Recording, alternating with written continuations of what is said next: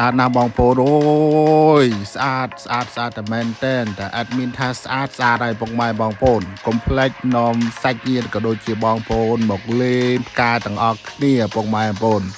ไอ้แล้วนี่คือเดิมกาบานจับดามหายบองโพนสะอาดนะบองโพนเลยสะอาดแต่แมนเต้นแอดมินถ้าสะอาดคือสะอาดได้บองโพนคือกรบแต่กระไลแล้วนี่คือเชียร์เดิมกา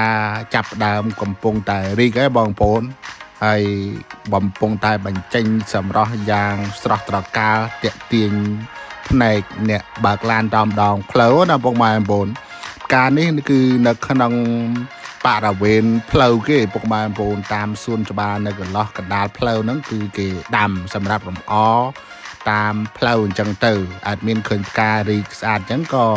ឈប់ឡានដើម្បីថតចែកជូនពុកម៉ែបងប្អូនបានរីករាយទស្សនាការហ្នឹងគឺល្បីនៅក្នុង Facebook ណាពុកម៉ែបងប្អូនដោយផ្កានៅប្រទេសជប៉ុនអញ្ចឹងឥឡូវនេះគឺអាចមានកំពុងចេញដំណើរទៅហើយបងប្អូនគឺថតតាមផ្លូវដើម្បីចែកជាកម្រងវីដេអូក៏ដូចជាទស្សនវិជ្ជាទូទៅនៅក្នុងទឹកដីសហរដ្ឋអាមេរិកចែកជូនពុកម៉ែបងប្អូនបានទស្សនានេះគឺជាភូមិមួយដែលនៅក្បែរទីក្រុងស៊ីអារ៉ុលទឹកដី Washington State ពុកម៉ែបងប្អូនគឺទេសភាពវិញបងប្អូនអូ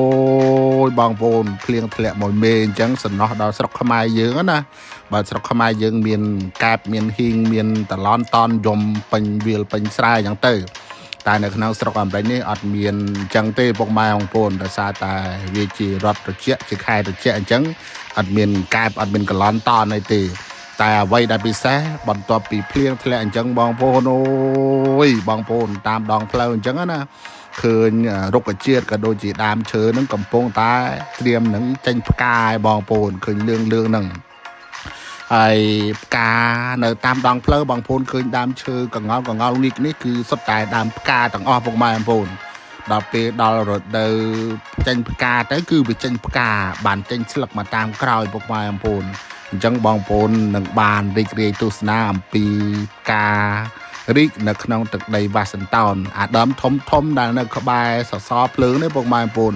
ពេលដែលវាចេញផ្កាពុកម៉ែបងប្អូនអូយគឺតាក់ភ្នែកបងតែអត់មានថាស្អាតគឺស្អាតហើយពុកម៉ែបងប្អូនពុកម៉ែបងប្អូនណាមានកូនស្រីកូនកំមុំឬក៏អ្នកមានសង្សារហ្នឹងហើយអាសាមើលតាមផ្លូវណាពុកម៉ែបងប្អូនឃើញគេដាំផ្កាច្រើនពេលដែល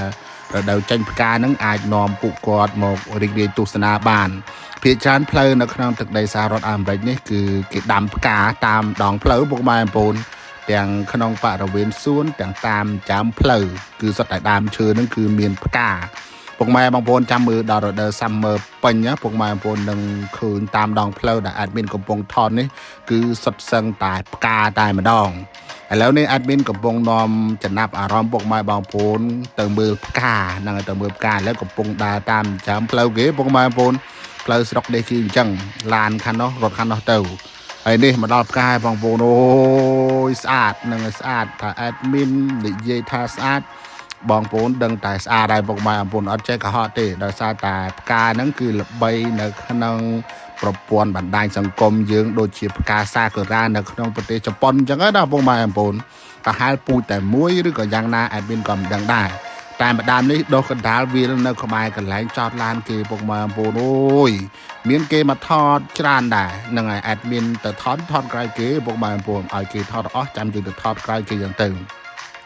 ហើយផ្កាវាទៅចុំអញ្ចឹងទៅពុកម៉ែបងប្អូនស្អាតហ្នឹងហើយស្អាតតែមែនតើបើបងប្អូនស្រីក៏ដូចជាក្មេងស្រីចំតុង17អីដឹងតែចូលចិត្តតែហ្មងពុកម៉ែបងប្អូនមិនមែនតែស្រីក្មេងទេសូម្បីតែមនុស្សស្រីដែលគាត់ចាស់ក៏ចូលចិត្តផ្កាដែរណាពុកម៉ែបងប្អូនព្រោះការមើលផ្កាយ៉ាងទៅវាធ្វើឲ្យអារម្មណ៍ស្រស់ថ្លាធ្វើអារម្មណ៍រីករាយនិងបាត់ stress បាត់សៅហ្មងអីចឹងទៅពុកម៉ែបងប្អូនហើយផ្កានេះគឺចាប់ដើមរីកបដាឲ្យពុកម៉ែបងប្អូនដើមដៃអញ្ចឹងគឺរីកមិនទាន់បានធំល្អទេប្រហែលខ្ទង់ដើមខែ4ហ្នឹងគឺពេញលេងហើយពុកម៉ែបងប្អូនគឺពេញធីមណាធីមយើងពេញលេងហើយពុកម៉ែបងប្អូនហ្នឹងហើយគឺកំពុងតែរីកស្រស់តែម្ដងហើយមកប្រភេទនេះគឺក្អូបណាស់បងប្អូនអូយក្អូបមែនតើអាចមានចូលទៅដល់ក្រោមដើមគឺមានអារម្មណ៍ថាលងនឹងសម្រស់តែម្ដងពុកម៉ែបងប្អូនការគឺនៅស្រុកនេះសម្បូរបងប្អូនសម្បូរមែនតើ ការគឺពណ៌ខុសៗពីគ្នាខ្លះដើមប្រភេទតែមួយតែពណ៌ផ្សេងគ្នាក្លិនផ្សេងគ្នាហើយមកដើមនេះវិញបងប្អូនអូចូលទៅក៏អូបដូចទឹកអប់អញ្ចឹងអូបឈ្ងុយហ្មងយើងមានអារម្មណ៍ថាស្រស់ថ្លាយើងមានអារម្មណ៍ថាគឺរីករាយតែម្ដងហើយផ្កាវានេះបងប្អូនឃើញវារីកចំដោយសារតែមិនទាន់ពេញផ្កាខ្លាំងទេពុកម៉ែបងប្អូនវារីកដែរតែរីកក្នុងចំនួនតិចប្រហែលទាំង30-40% អញ្ចឹងណាពុកម៉ែបងប្អូនបើសិនជាវារីក100%ហ្មងបងប្អូនអត់មានឃើញមែកទេអត់មានឃើញតងទេឃើញតែផ្កាឡើងសក្បោះពីចម្ងាយតែម្ដងហើយផ្កានេះអាចមានជឿជាក់ថាបើសិនជាយកធ្វើទឹកអប់មិនដឹងថាក៏អូបណាដែរបងប្អូនអូយឬក៏ធ្វើជាសាប៊ូដកខ្លួនអីចឹងណាបងប្អូនក្អូបឈ្ងុយមកបងប្អូនហើយផ្កានេះគឺនៅកន្លែងក្បែរចំណតរថយន្តក្រុងគេបងប្អូននៅក្បែរគ្នាតែម្ដងអាចមានឃើញវារីកស្អាតចឹងទៅក៏ថតចែកជូនពុកម៉ែបងប្អូនបានទស្សនានេះបងប្អូនមើលនេះគឺស្អាតតែមែនតើបងអាចមានរកពីអីនិយាយបានទេពុកម៉ែបងប្អូនគឺស្រស់ថ្លាតែម្ដងហើយមួយដើមនេះវិញគឺរៀងដូចជាផ្កាកុលាបពុកម៉ែបងប្អូនកញ្ចុំផ្កាដូចផ្កាកុលាបតែដើមមិនមែនដើមផ្កាកុលាបទេដើមលក្ខណៈថាដើមធំហ្មងពុកម៉ែបងប្អូនបើថាទិញជូនសង្សារណាមិនបាច់ទិញមកតកទេពុកម៉ែបងប្អូនទិញមកដើមនេះដាក់ឡានយកទៅឲ្យគាត់តែម្ដងព្រោះផ្កានេះគឺផ្កាកុលាបសុទ្ធសាធតែម្ដងពុកម៉ែបងប្អូនការនេះគឺជនជាតិអាគាំងជនជាតិអាមេរិកគឺគាត់ចូលចិត្តនិយមដាំនៅតាមមុខផ្ទះណាពុកម៉ែបងប្អូននេះគឺស្អាតណាបងប្អូនអូយថាស្អាតគឺស្អាតដែរពុកម៉ែបងប្អូនឃើញដូចផ្កាកុលាបបេះដាក់ពុកម៉ែបងប្អូនកញ្ចុំរីងស្ទប់បើគិតជាទំហំផ្កាពុកម៉ែមកកុំនេះមកដើមនេះប្រហែលខ្ទង់រាប់លានរាប់ពាន់រាប់ម៉ឺនតងហើយពុកម៉ែបងប្អូនហ្នឹងហើយគាត់ថាមួយម៉ែក4-5ផ្កាហ្នឹងហើយ4-10ផ្កាបាត់ហើយពុកម៉ែបងប្អូននេះវាមិនទាន់ផ្កាពេញទំហឹងទេណាពុកម៉ែបងប្អូនបើសិនជាវាផ្កាពេញទំហឹងអាចមកដើមហ្នឹងឃើញតែផ្កាហ្នឹងឡើងក្រហមអញ្ចឹងទៅ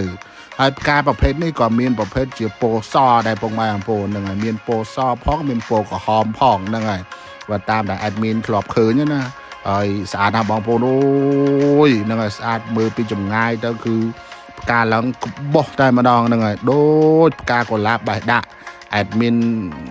ហៅក្រៅផ្លូវការណាពុកម៉ែបងប្អូនអេដមីនហៅថាផ្កាកុលាបដើមមិនកុលាបមានបាឡាទេកុលាបនេះអត់មានបាឡាពុកម៉ែបងប្អូនប្រហែលគេមានឈ្មោះគេពុកម៉ែបងប្អូនអេដមីនក៏មិនដឹងអញ្ចឹងណាគេមានឈ្មោះគេហៅសម្រាប់ឈ្មោះរបស់វាពិតប្រកបហ្នឹងហើយពុកម៉ែបងប្អូនតែអេដមីនអត់ដឹងថាវាឈ្មោះអីយ៉ាងទៅគាត់តែមើលភិនភាកវាដូចជាផ្កាកុលាបបេះដាក់តែម្ដងហើយតកតងនឹងក្លិនតកតងនឹងសម្រស់របស់វាគឺមួយយ៉ាងពុកម៉ែបងប្អូនវាមិនសូវក្អូបដូចតែផ្កាសកំមាញ់ទេហ្នឹងមាញ់ទេតែផ្កានេះគឺរីកបានយូរពុកម៉ែបងប្អូនរីកបានយូរណាស់រហូតដល់30,000ពុកម៉ែបងប្អូនហើយនេះមួយទៀតមកដើមដែលអេដមីនចង់បង្ហាញពុកម៉ែបងប្អូនគឺផ្កានេះគឺវាផ្កាបានយូរដែរដោយផ្កាกระដាស់យើងពុកម៉ែបងប្អូនតែដល់ពេលវាផ្កាពេញពុកម៉ែបងប្អូនអត់មានឃើញដើមទេហ្នឹងហើយបាត់ដើមអស់ហើយនៅសល់តែផ្កាឡើងក៏ចំផ្កាហ្នឹងមើលទៅដូចជាផ្កានៅក្នុងគំនូនៅក្នុងប្រទេសចិនណាពុកម៉ែបងប្អូនដែលគេគូសណាមានដើមកំណើតដូចចេញពីប្រទេសចិនប្រទេសកូរ៉េខាងត្បូងនិងកូរ៉េខាងជើងហើយមាននៅក្នុងទឹកដីប្រទេសអឺរ៉ុបមួយចំនួនប្រទេសដែលមានអាកាសធាតុត្រជាក់គឺមានផ្កាហ្នឹងហើយពុកម៉ែបងប្អូនដែលធ្លាក់ទឹកកកដែលអីអញ្ចឹងណាព្រោះវារស់ក្នុងសីតុណ្ហភាពមួយដ៏ត្រជាក់ហ្នឹងហើយពុកម៉ែបងប្អូនហើយស្អាតណាស់ពុកម៉ែបងប្អូនការនេះពេលដែលយើងចូលទៅដល់អញ្ចឹងទៅយើងមានអារម្មណ៍ថាក្លិនវារៀងស្រាលហ្នឹងហើយបើសិនជារដូវ summer ណាពុកម៉ែបងប្អូនអូយរដូវក្តៅណាខៀវស្រងាត់តែម្ដងហើយកូនចាប់ហើឆ្វេងឆ្វាយពេញតែដើមផ្កាហ្នឹងតែម្ដងហើយក៏មានឃ្មុំមកយកលំអមផ្កាដែរពុកម៉ែបងប្អូនហ្នឹងច្រើនណាស់នៅលើទឹកដីសហរដ្ឋអាមេរិកតាមដងផ្លូវពីច្រើននៅក្នុងភូមិចាស់ពុកម៉ែបងប្អូនសតតែដើមផ្កាពុកម៉ែបងប្អូនដើមឈើតាមផ្លូវនេះមិនមែនដើមឈើអត់ប្រយោជន៍ទេណាពុកម៉ែបងប្អូនសុទ្ធសឹងតែដើមផ្កាទាំងអស់ដែលគេដាំលំអតាមផ្លូវណាពេលដែលក្តៅចូលមកអញ្ចឹងប្រជាពលរដ្ឋគេចូលចិត្តដើរហាត់ប្រាណតាមដើមផ្កាចូលចិត្តរត់តាមដើមផ្កាអញ្ចឹងទៅហើយឡានគេបើកទៅមកអញ្ចឹងពុកម៉ែបងប្អូនផ្កានេះដុះកដាលផ្លូវអញ្ចឹងទៅ អត់មានឡានណាខួសមកបុកវាឲ្យនឹងបាក់ដើមបាក់ធៀងអីទេបើសិនជាមានសត្វតែសងរត់គេណាបងម៉ែអំពូនដើមការដើមឈើនៅស្រុកនេះសិតតែមានច្បាប់គេការពារអត់មានញ៉ែញ៉ៃបានទេបងម៉ែអំពូនច្បាស់លាស់ណាហើយអ្នកបាក់បោស្រុកនេះក៏ស្រួលទៀតបងម៉ែអំពូនអត់មានអីញ៉ែញ៉ៃមកប៉ាណាប៉ាណៃទេហើយបើផ្កាវិញពុកម៉ែបងប្អូនពេលព្រឹកហ្នឹងហើយបងប្អូនយើងក៏រត់មកហាត់ប្រាណចាត់អញ្ចឹងទៅគាត់ចូលមកថតរូបអីលេងអញ្ចឹងទៅព្រោះវាផ្ដល់លក្ខណៈថារសជាតិវារៀងក៏អូប្រហើក្លិនវាណាពុកម៉ែបងប្អូនមិនមែនយើងហូបទេបើសិនជាវាផ្កាពេញរូបពេញរាងបងប្អូនអូយស្អាតណាស់បងប្អូនស្អាតតែមែនទែនadmin ពេលដែលវាផ្កាពេញក្នុងខែ4ហ្នឹង admin នឹងថតចែកជូនពុកម៉ែបងប្អូនអ្នកនៅក្នុងប្រទេសកម្ពុជាយើងក៏ដូចជាអ្នកនៅក្រៅដីសហរដ្ឋអាមេរិកមានកាណាដាមានអូស្ត្រាលីមានបារាំងមានអាល្លឺម៉ង់អីឡាក់អញ្ចឹងទៅបានរីករាយទស្សនាផ្កានៅក្នុងស្រុកអាមេរិកអញ្ចឹងណាពុកម៉ែបងប្អូនថាប្រភេទទឹកដីសហរដ្ឋអាមេរិកមានផ្កាយខ្លះអញ្ចឹងទៅបាទតែចង់ចែករំលែកវីដេអូនឹងជាមួយពុកម៉ែបងប្អូនដែលគាត់រស់នៅក្រៅប្រទេសពីទឹកដីសហរដ្ឋអាមេរិកហ្នឹងហើយឬក៏បងប្អូនខ្មែរយើងនៅក្នុងប្រទេសកម្ពុជាអញ្ចឹងទៅបានរីករាយទស្សនាបន្ទាប់ពីធ្វើកិច្ចការងារបន្ទាប់ពីសម្រាប់ពីការងារនេះស្អាតណាស់បងប្អូនអូយស្អាតតែមែនតើហ្នឹងហើយវីដេអូក្រោយ admin នឹងព្យាយាមថតម្ដងទៀតដើម្បីផ្ដិតជាកម្រងវីដេអូចែកជូនពុកម៉ែបងប្អូនបានទស្សនាហ្នឹងហើយស្អាតតែមែនតើពុកម៉ែបងប្អូនមើលទៅឡើងក៏ចំតែម្ដងហ្នឹងហើយស្អាតណាស់ពុកម៉ែបងប្អូនឃើញអញ្ចឹងផ្កាបានយូរណាស់ផ្កាអាចបានចិត្តមួយខែជាងនោះហើយក៏មានបងប្អូនខ្មែរយើងក៏ដើរមកថតផងដែរហ្នឹងហើយប៉ុណ្ណឹងចុះអរគុណច្រើនបាយ